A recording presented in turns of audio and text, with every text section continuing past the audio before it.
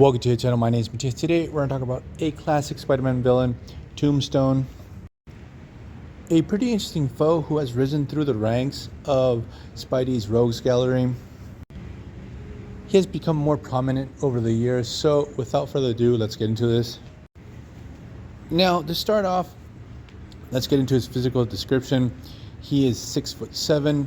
His hair and skin is completely white. The character sheet actually establishes that he's an albino, even though he doesn't really look like a normal albino. Also, his teeth are razor sharp and look like shark's teeth.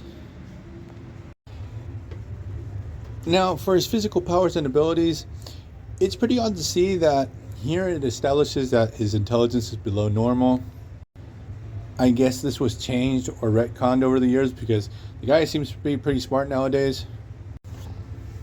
Now his strength, speed, stamina, durability are all enhanced human. His agility is athlete. His reflexes are also enhanced human, and for his fighting skills, he is a very experienced street fighter. Also, it's established that he's very good in using a wide array of firearms. Also, like most albinos, he can't be out in the sun too much. He's very sensitive to it. Now, Tombstone's first appearance was in Web of Spider-Man issue 36, where he had become a hitman for Kingpin. Then in Spectacular Spider-Man issue 137, he threatens Joe Robertson to keep silent over the fact that he knew about a murder that Tombstone had committed years ago. In Web of Spider-Man issue 38, Tombstone actually has a squabble with the Hobgoblin. Then in Spectacular Spider-Man issue 138, he kidnaps this mutant called the Persuader, so he could be used to work for his employer of the time, who was called the Arranger. What weird names for characters during that time.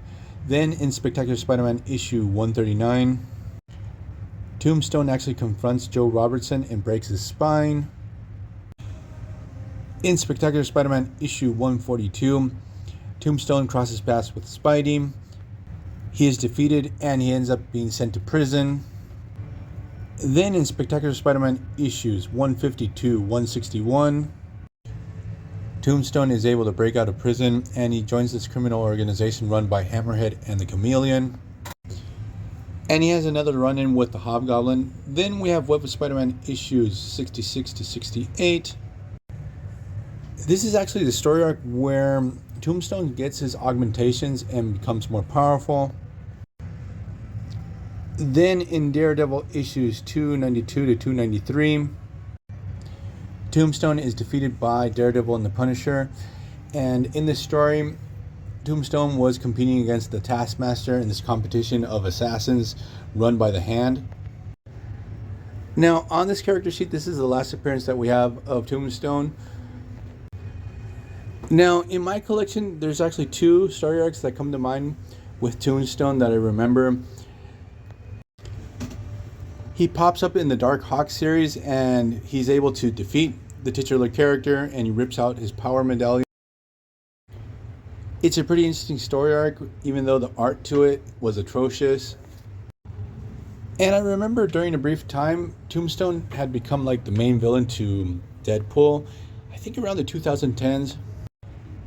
They had crossed paths during the Suicide Kings story arc, and from that point on for a couple years, Tombstone was hell-bent on trying to finish off Deadpool once and for all. And I also really want to mention how much I like the version of Tombstone that we got in the Friendly Neighborhood Spider-Man series from Disney+. They made his character really, really compelling. So, we're going to leave this video here. I hope you guys liked it. See you guys next time. Bye.